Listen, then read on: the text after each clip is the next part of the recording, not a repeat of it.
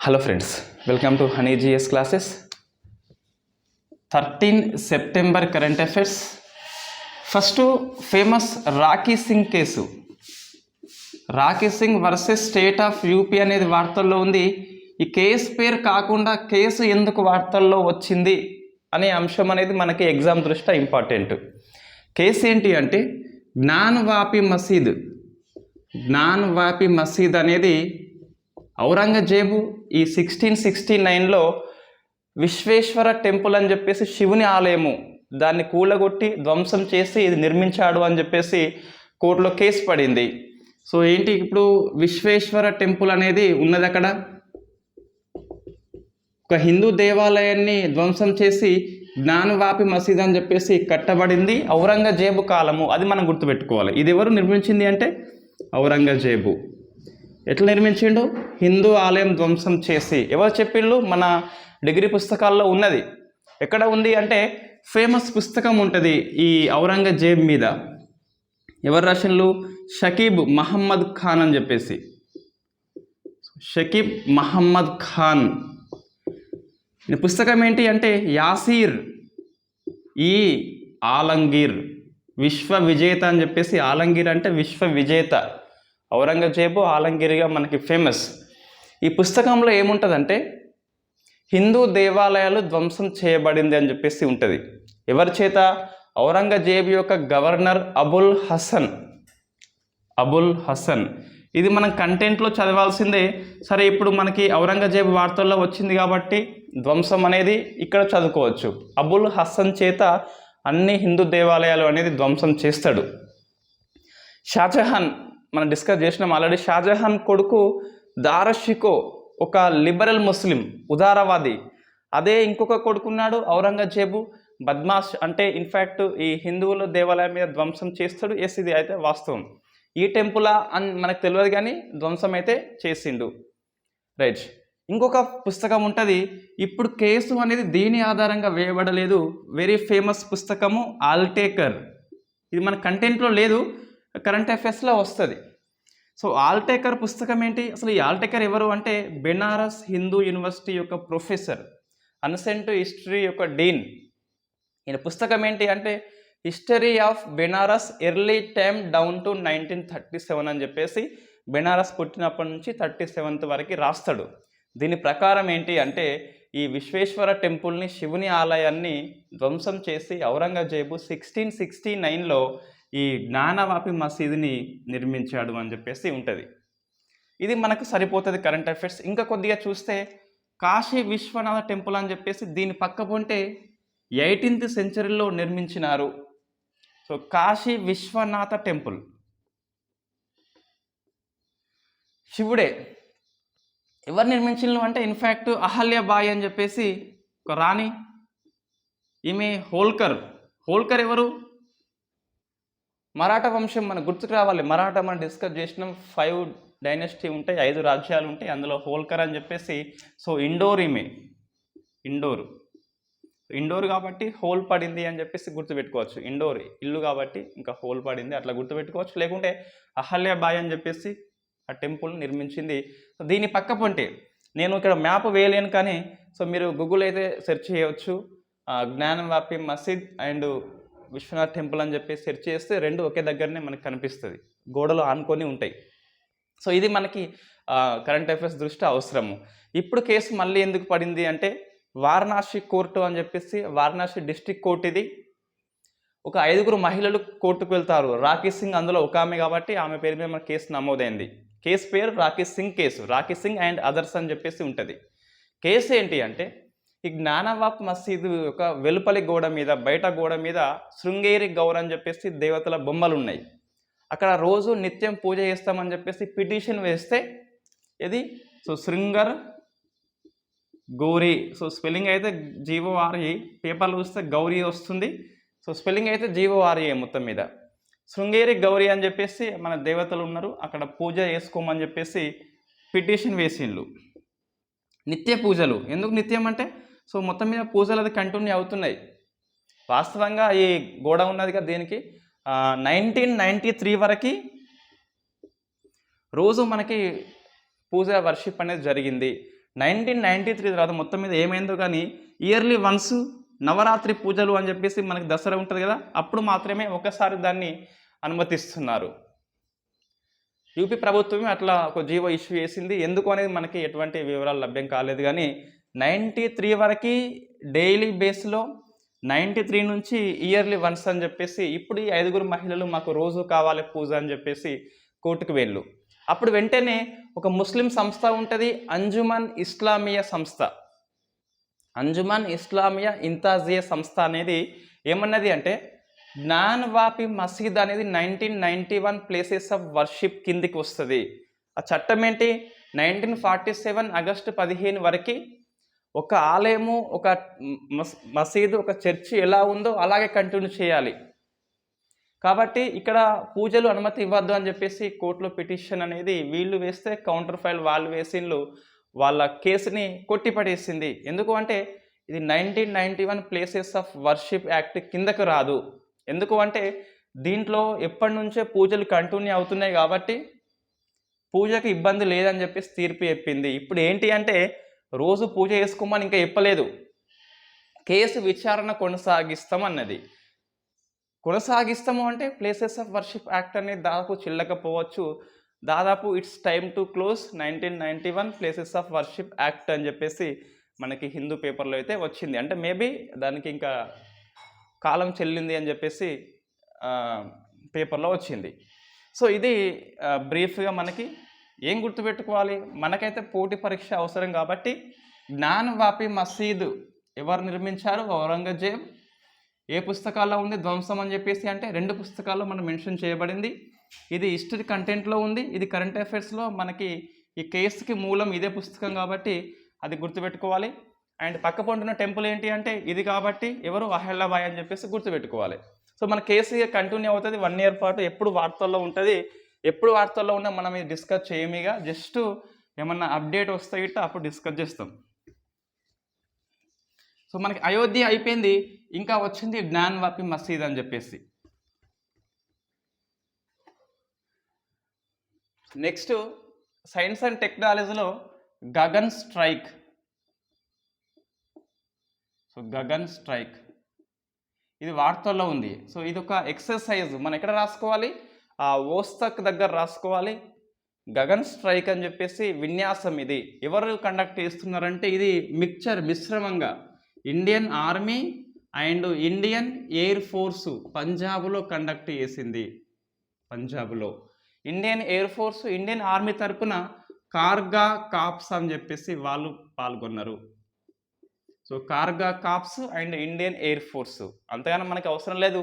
Indian army, Indian air force మిశ్రమంగా ఒక సంయుక్త విన్యాసాన్ని చేపట్టిన ఈ పంజాబ్లో గగన్ స్ట్రైక్ అని చెప్పేసి పిలుస్తాం. ఇవి ఇట్లా ఎందుకు అంటే 2 కలిపి మిక్స్ చేయడం అంటే సమన్వయం కోసము, యుద్ధం వచ్చినప్పుడు సమన్వయం కోసం అని చెప్పేసి ఇటువంటి కొన్ని మిక్చర్గా కండక్ట్ చేస్తారు. మనకి నిన్న ఈ ఏది MSME defence, small micro enterprises యొక్క డిఫెన్స్ రంగంలో వీళ్ళ యొక్క తోడ్పాటు కోసం అని చెప్పేసి ఒక రాజస్థాన్లోని కోటాలో ఒక సమ్మిట్, ఒక ఎగ్జిబిషన్ కండక్ట్ చేయబడింది.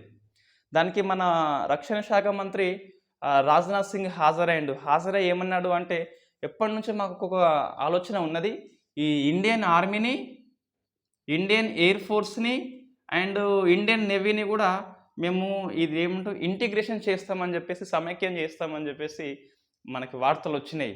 సో ఇది ఒక ఇంతకుముందు సిడిఎస్ బిపిన్ రావత్ యొక్క పెద్ద డ్రీమ్ ఇది. 3 వేరు ఎందుకు సమన్వయం చేయాలని చెప్పేసి బిపిన్ రావత్ యొక్క డ్రీమ్ ఇది, ఎయిమ్ ఇది. సో అందులో భాగంగా ఇటువంటి కొన్ని జరుగుతూ ఉంటాయి. రైట్, ఈ వెరీ ఫస్ట్ టైం 3 దళాలని మిక్స్ చేయండి అని చెప్పేసి చెప్పిన కమిటీ షకేత్కర్ కమిటీ. ఇది రాసుకోండి, ఎందుకంటే మంచి ప్రశ్న వస్తే రావచ్చు, ఎందుకంటే ఇది స్టేట్మెంట్ ఉంది కాబట్టి. So Shekatkar committee very first time ఏమన్నది అంటే 3 దళాలను సమన్వయం చేయండి, మిక్స్ చేయండి అని చెప్పేసి చెప్పింది. రైట్, ఇది ఎందుకు వార్తల్లో వచ్చింది అంటే ఈ కంటెంట్కి లింకప్ ఉంది కాబట్టి. రైట్, ఎవరు చెప్పిండు, రాజ్నాథ్ సింగ్ చెప్పిండు. ఎక్కడ చెప్పిండు అంటే MSME, so defence MSME conclave and exhibition defence రంగానికి ఎంఎస్ఎంఈ ఏమేమి ఇస్తుందని చెప్పేసి ఒక ఎగ్జిబిషన్ రాజస్థాన్లోని కోటాలో కండక్ట్ చేయబడింది. రాజ్నాథ్ సింగ్ హాజరైండు. ఆ ప్రసంగంలో చెప్పిండు 3 దళాలను ఏకం చేస్తాం త్వరలోనే అని చెప్పేసి. ఏకీకరణ, సాయుధ దళాల ఏకీకరణ అని చెప్పేసి చెప్పిండు. Right. Next JIMEX, Japan India maritime exercise అని చెప్పేసి బంగాళాఖాతంలో కండక్ట్ చేస్తుండ్రు. జపాన్ అండ్ ఇండియా నెవీ ఇది. సో నెవీ ఇది ఇక్కడే దీని కింద రాసుకోండి అయిపోతుంది. గగన్ స్ట్రైక్ వచ్చింది, ఇండియన్ నేవీది వచ్చింది. ఇంతకుముందు డిఫెన్స్ ఎంఎస్ఎంఈ చెప్పిన కదా, అది డిఫెన్స్ దగ్గర రాసుకోవాలి. Next polio. సో పోలియో ఏంటి అంటే ఇన్ఫ్యాక్ట్ ఇది అమెరికాలో పూర్తిగా తొలగించబడింది కానీ ఇటీవల వచ్చింది మళ్ళీ. సో ఈ పోలియో కారణంగా న్యూయార్క్లో ఎమర్జెన్సీ అనేది విధించబడింది. సో మనం గుర్తుపెట్టుకోవాలి, స్టేట్ పేరు న్యూయార్క్, ఎమర్జెన్సీ అనేది విధించబడింది. ఎందుకు? పోలియో కేసులు అక్కడ పెరిగిపోతున్నాయి అని చెప్పేసి. సో పోలియో వైరస్ ద్వారా వస్తుంది. కామన్ టాబ్లెట్ వాడితే అంటువ్యాధి లెక్క మారుతుంది. 5 years లోపు ఉన్న చిల్డ్రన్స్కి ఎక్కువ వ్యాపిస్తుంది. చాలక నాడి కణాలు దెబ్బతింటాయి కాబట్టి మనము ఇక్కడ నుంచి ఈ పార్ట్స్కి సమాచారం పోదు కాబట్టి కాళ్ళు చేతులు మనం లేపలేము అని చెప్పేసి తెలుసు, మనకి బయాలజీలో వస్తుంది. అయితే పోలియోలో 2014లో ఇండియా అనేది పూర్తిగా 100% తొలగించింది. WHO అనే అనౌన్స్మెంట్ చేసి ఉన్నది. వరుసగా 3 years పాటు కేసు నమోదు కాకుంటే WHO అనేది నమోదు చేస్తుంది. సో మనకి 2011 జనవరి మాసంలో చివరి కేసు పశ్చిమ బెంగాల్లోని రుక్సానా బాలికకి వచ్చింది పోలియో. ఇంకా మళ్ళీ రాలేదు ఇక. సో రుక్సాన్ అంటే పేరు అవసరం అంటే అంతగానో అవసరం లేదు కానీ సో గుర్తుపెట్టుకుంటే సరిపోతుంది. సో ఇది పోలియో. ప్రజెంట్ లండన్లో ఉంది, న్యూయార్క్లో ఉంది కేసు అనేది. Next చాంగే site వైగా. చాంగే సైట్ వైగా ఇది స్పేస్ దగ్గర రాసుకోవాలి, స్పేస్ దగ్గర. సో ఇది ఏంటిది? చాంగే సైట్ వైగా అంటే చంద్రుని మీద ఒక లోహాన్ని చైనా కనుక్కున్నది. దుమ్ము ధూళి తీసుకొచ్చింది, లోహాన్ని వేరు చేసింది. 3వ దేశము రష్యా కనుగొంది లోహాన్ని, అమెరికా కనుక్కున్నది లోహాన్ని, 3వ దేశం చైనా కనుక్కున్నది. నీటి జాడ అంటే మన చంద్రయాన్. ఇదేమో లోహాన్ని కనుక్కున్న 3వ దేశము. ఆ లోహం పేరు ఏంటి అంటే చాంగే సైట్. మనకు గుర్తుంటుంది ఈజీగా.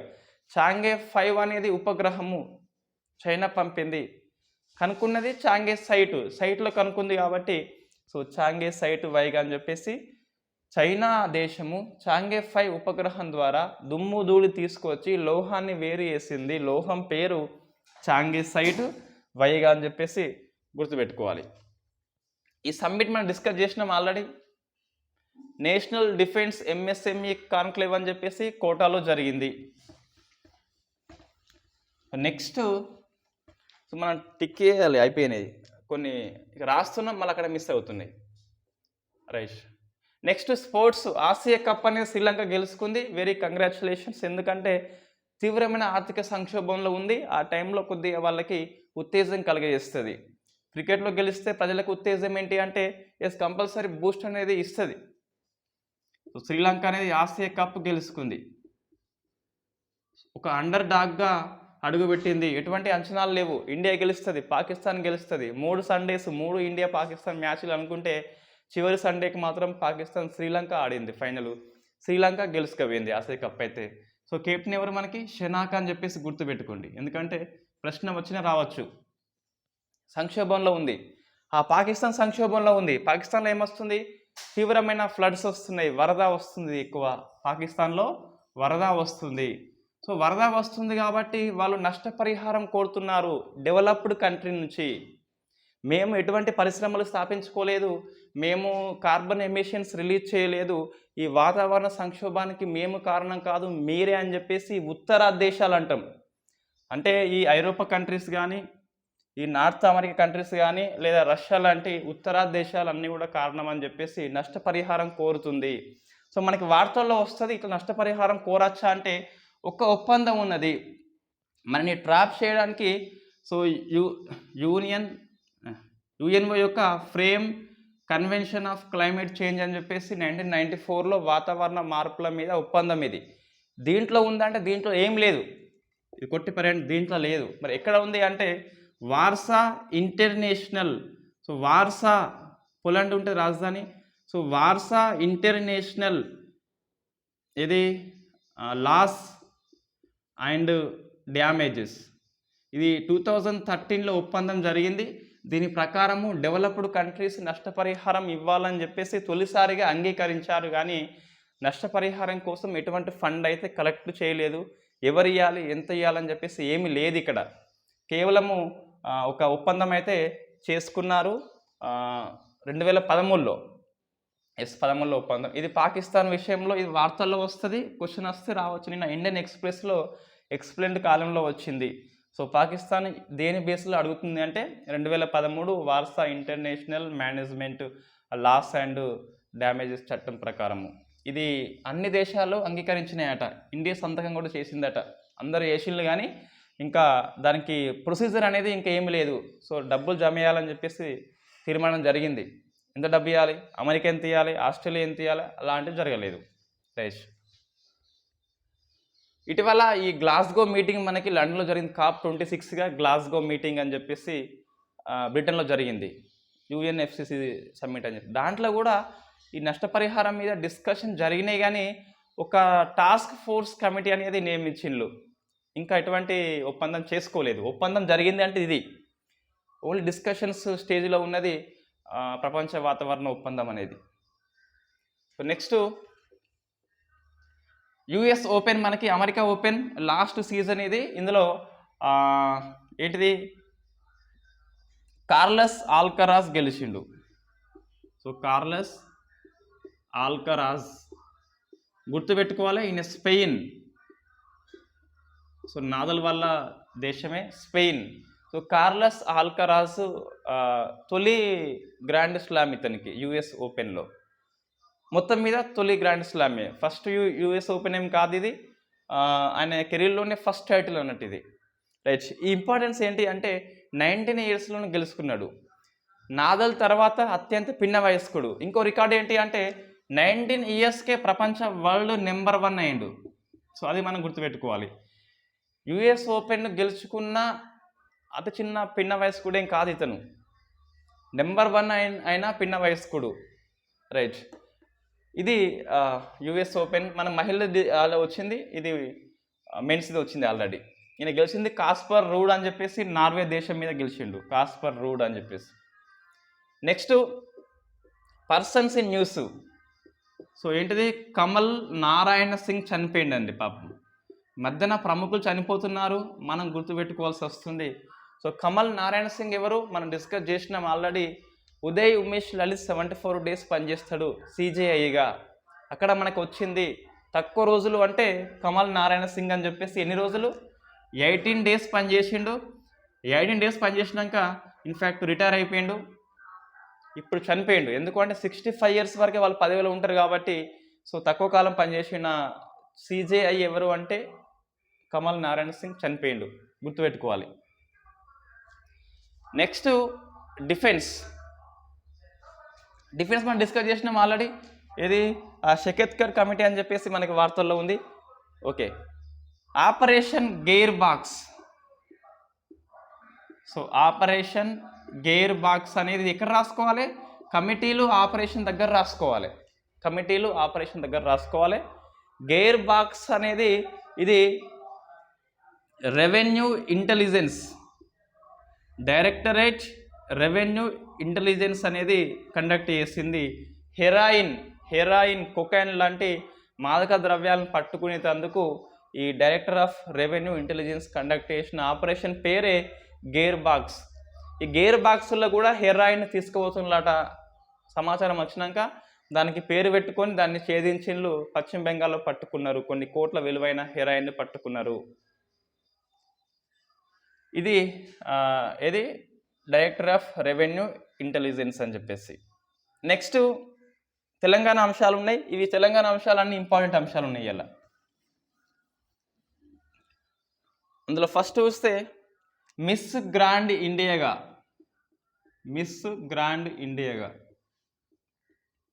నాగపాల్ అనే అమ్మాయి గెలుచుకుంది. ఈమెది హైదరాబాదు. సో ఇండియా కోసము నాగపాల్ గెలుచుకుంది. ఈమె ఇంకా ఇంటర్నేషనల్ మిస్ గ్రాండ్కి ఇండియా నుంచి పాల్గొంటుంది. అది నెక్స్ట్ ఇయర్ మొత్తం మీద ఎప్పుడు కానీ జరుగుతుంది. ఆ టైంలో ఇండియా నుంచి నాగ్పాల్ హైదరాబాద్ అమ్మాయి పాల్గొంటుంది. ఈమె డయాబెటిక్ అండి. ఈమె మధుమేహ వ్యాధి ఉన్నది. రోజుకి 5 టైమ్స్ ఇన్సులిన్ తీసుకుంటుందట. ఇన్సులిన్ హార్మోన్ లోపిస్తే డయాబెటిక్ వ్యాధి వస్తుంది కాబట్టి సో ఇన్సులిన్ అనేది ఆ గ్లూకోజ్ లెవెల్ని కంట్రోల్ చేసేందుకు ఎంత ఉండాలనో అంత ఉండేందుకు ఆ ఇన్సులిన్ తీసుకుంటుంది. అయినప్పటికీ ఈమె మంచిగా దీక్షతోని ప్రాక్టీస్ చేసి గెలిచింది. So miss grand India Nagpal అని చెప్పేసి. నెక్స్ట్ మన మున్సిపల్ కార్పొరేషన్ యాక్ట్ ఉంది కదా, 2019లో దాని సవరణ చేసిండ్లు. అంటే నిన్న కొన్ని బిల్లులు ప్రవేశపెట్టిన శాసనసభ మీటింగ్లో గవర్నర్ ఆమోదించినాక మనం డిస్కస్ చేస్తాం ఫుల్గా. ఎందుకంటే అప్పుడే మనకి వెబ్సైట్లో వస్తుంది, అంటే చట్టంగా మారినాకనే వస్తుంది. కాబట్టి ఇప్పుడు బిల్లు ప్రకారం ఏంటి అంటే పురపాలక సంఘాలు, మున్సిపాలిటీలు అండ్ నగరపాలిక సంస్థలు, కార్పొరేషన్స్ ఉన్నాయిగా, దీంట్లో ఈ chairman, vice chairman, mayor, deputy mayor ఉంటారు కదా, వీళ్ళను అవిశ్వాసానికి గురి చేయాలి అంటే నాన్ కాన్ఫిడెన్స్ మోషన్ పెట్టాలి అంటే 3 ఏళ్ల వరకు ఆగాలి. ఇంతకు ముందు ఉన్నది మన స్థానిక సంస్థలలో, పట్టణ సంస్థలలో ఇది 3 ఇయర్స్ కదా. గ్రామీణ సంస్థలు సర్పంచ్ లాంటివి అయితే 4 ఇయర్స్ ఉన్నదిగా. ఇప్పుడు దీన్ని కూడా 4 ఇయర్స్కి వేసిండ్లు. 4 ఇయర్స్ వరకు ఆగాలి. పురపాలక సంఘాలు కానీ నగరపాలిక సంస్థలలో అవిశ్వాసం ప్రవేశపెట్టాలి అంటే ప్రతిపక్ష సభ్యులు, వార్డు మెంబర్స్ కానీ, మేయర్స్ కానీ వాళ్ళంతా 4 ఇయర్స్ వరకు ఆగాలి. ఇంతకుముందు ఎంత ఉంది? 3 ఇయర్స్ ఉన్నది. గ్రామీణ సంస్థలలో ఆల్రెడీ 4 ఇయర్స్ ఉన్నది. ఎంపీటీసీ, జెడ్పీటీసీ, సర్పంచ్ దాంట్లో 4 ఇయర్స్ ఉన్నది. ఇప్పుడు దీనిలో కూడా 4 ఇయర్స్ చేసిండ్లు, ఈక్వల్ చేసిండ్లు, మనకు కన్ఫ్యూజ్ కాకుండా ఉంటుంది. సో 3 ఉండే 4 చేసిండ్లు. ఇంకోటి కోఆప్టెడ్ మెంబర్స్. ఇంతకుముందు ఈ మనకి జిహెచ్ఎంసి ఉంటుంది అండ్ అదర్ కార్పొరేషన్స్కి వేరే యాక్ట్ ఉంటుంది. దీన్ని విలీనం చేయలేదు, చేస్తామని చెప్పేసి వార్తలు వచ్చినాయి. ఇంకా నేను బిల్లు పూర్తిగా చూడలేదు, మనకు చూస్తే తెలుస్తుంది. గవర్నర్ సైన్ చేస్తే నా బిల్లు అనేది వెబ్సైట్లో, తెలంగాణ వెబ్సైట్లో వస్తుంది కాబట్టి, గవర్నమెంట్ వెబ్సైట్లో అప్పుడు తెలుస్తుంది. మనకి ఈ గ్రేటర్ హైదరాబాద్ మున్సిపల్ కార్పొరేషన్కి వేరే చట్టం ఉన్నది, ఇతర మున్సిపల్ వాటికి వేరే చట్టం ఉన్నది. దీన్ని విలీనం చేస్తామని చెప్పేసి వార్తలు వచ్చినాయి, ఇంకా చేయనట్టు ఉన్నది మొత్తం మీద. ఇప్పుడు ఏంటి అంటే కోఆప్టెడ్ మెంబర్స్ ఇంతకుముందు 5 ఉండే, ఇక్కడ 5 ఉండే కదా. ఇప్పుడు ఇక్కడ ఈ జిహెచ్ఎంసీలో 15 చేసిండ్లు, అదర్ దాంట్లోనేమో 10 చేసిండ్లు. సో 15, 10 అయితే అయింది, రైట్. ఇక్కడ ఈ 15 మందిలో కూడా 9 మెంబర్స్ నిపుణులు అట, ఒక 6 మెంబర్స్ అనేది మైనారిటీ వర్గాలకే ఇస్తారట. ఇన్ఫ్యాక్ట్ మనం గెస్ చేయవచ్చు హైదరాబాద్ మైనారిటీ వర్గం అంటే ఏది వస్తుందని చెప్పేసి 6గురికి ఇంకా దాని లోపలికి తోలుతుండ్లు.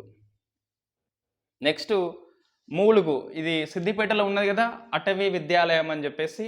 దానికి ఛాన్సలర్గా, దానికి కులపతిగా మన సీఎం కేసీఆరే ఉంటాడట.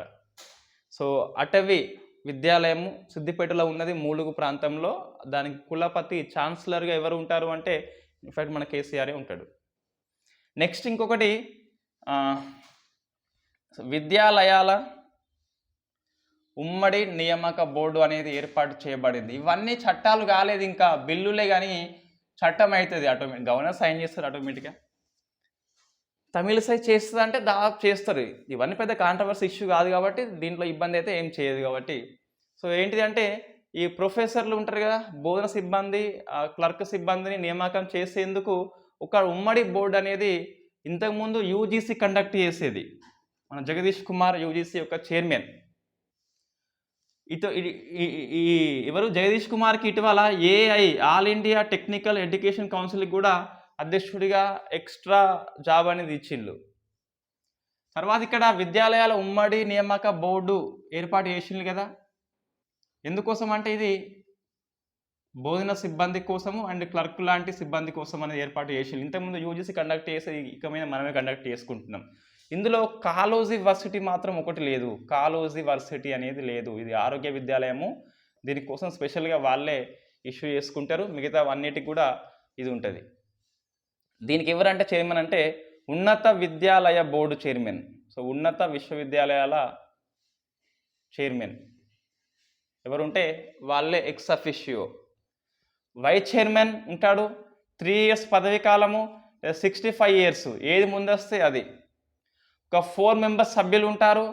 ఇంకా ఒకరు ప్రత్యేక ఆహ్వానితుడుగా ఒక 10 ఇయర్స్ ఎక్స్పీరియన్స్ ఉన్న ఎవరైనా ప్రొఫెసర్ అనేది ఉంటే ఉండొచ్చు. సో ఏంటిది, ఉన్నత విద్యాలయాల ఉమ్మడి నియామక బోర్డు అని చెప్పేసి లెక్చరర్స్ వాళ్ళ కోసం వీళ్ళ కోసము వాళ్ళ యొక్క బోర్డు ఏర్పాటు చేసుకుని వాళ్ళ ఎగ్జామ్స్ కండక్ట్ చేసుకుంటారు. సిబ్బంది యొక్క నియామకం కోసం ఇన్ని రోజులు యూజీసీ కండక్ట్ చేసింది, ఇక మీద మనమే చేసుకుంటున్నాం. అందులో కాలోజీ ఒకటి లేదు, అన్నీ ఉన్నాయి, కాలోజీ లేదు. ఈ బోర్డుకి చైర్మన్ ఎవరంటే ఉన్నత విద్యాలయ చైర్మన్ ఎవరు ఉంటే అతనే ఉంటాడు. 4 మెంబర్స్ ఉంటారు ఎక్స్ట్రా. ఒకరు వీసీ ఉంటారు, 3 ఇయర్స్ లేదా 65 ఇయర్స్ వయసు వచ్చేంత వరకు పదవిలో ఉంటాడు. ఒకరేమో స్పెషల్ ఆఫీసర్గా ఉంటాడు. నెక్స్ట్ అంతే. సో ఇది ఈరోజు September 13 current affairs. Thank you very much.